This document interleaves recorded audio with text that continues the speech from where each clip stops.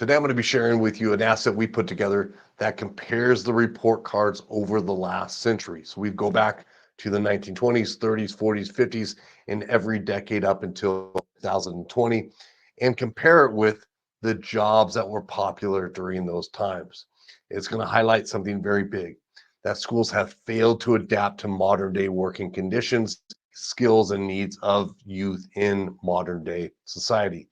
The second thing we'll highlight is the absolute lack of financial literacy education. Now, back in the late 40s, maybe into the early 60s, they had some home ec, but it was really combining the money management side with how to manage a house, which I think is great. But they went away from that, and we haven't had really any valid financial education program that's really focused on student achievement and outcomes to prepare them for today's modern age ever throughout the history of education going away to the 1920s. I'm going to share my screen with you. I'm going to put a link in the show notes as well. A lot of these report cards may be hard to read. That's okay. You're going to have access if you visit this page here, and I'll put the direct link in the show notes.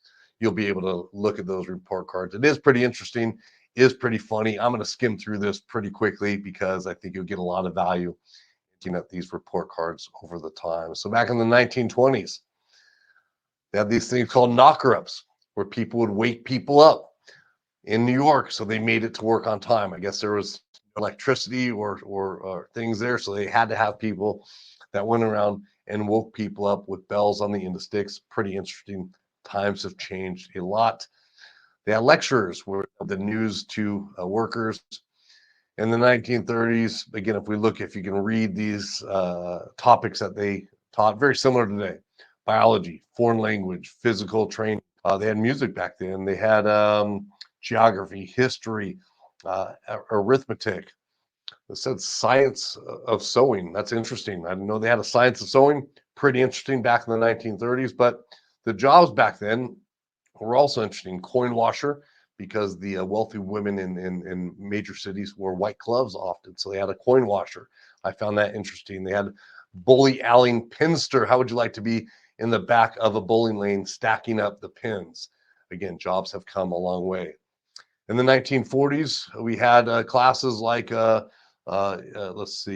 biology, English, or I'm sorry, algebra, English, biology. What MT is, they say musical theater or math theory. I'm not certain. But jobs in the 40s were getting into nearing World War II. Pigeoneer was a job so people could communicate.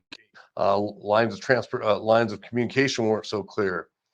In the 50s, we have chemistry, math, civics, lunch, German. That was a foreign language back then because, again, Germany was our biggest enemy, right? So they were often people would study that.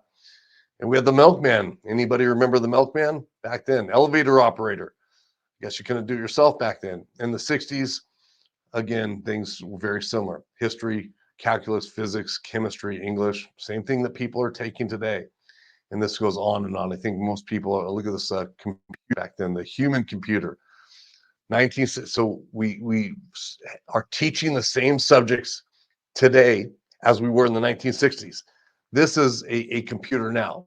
That was a human computer in the 60s. A lot has changed, and schools have failed to adapt. They're leaving many kids behind, and it's problematic. We can continue all through here. Again, I'll give you the link to this. It is a pretty interesting page on just the various. Remember video stores? Anybody go to Blockbuster, right?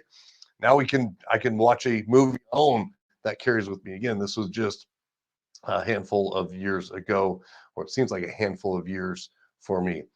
I did a report, another video comparing my report card from 1991 compared to another gentleman report card that graduated in 2023. Almost identical subject matter. And guess what? In 1991, first web page came online. That was about 2 months after I graduated. So when I was in school, nothing graduated. But I think you'll find this interesting. Again, it's really to highlight two things. One, they've always failed to address financial literacy in any meaningful way. And if we look back through history, that's the one subject that would always be needed from the 1920s until today. These other subject matters that they're teaching are completely outdated and benefit a small percentage. Advanced math benefits 10%. Advanced science benefits less than 5%. Literature benefits only a couple percent. A foreign language for a non-native speaker benefits only a couple percent. And yet they ignore that benefits 100% of students. I hope you find that webpage interesting, but I also hope it makes you think.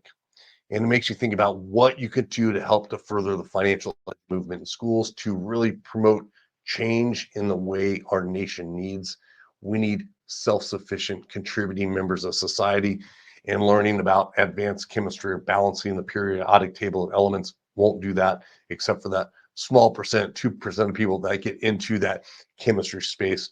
For the other 98%, they're completely left out. Let's change what we're teaching. Let's push for subject reform and promote subjects that will have a real difference in the lives of our youth.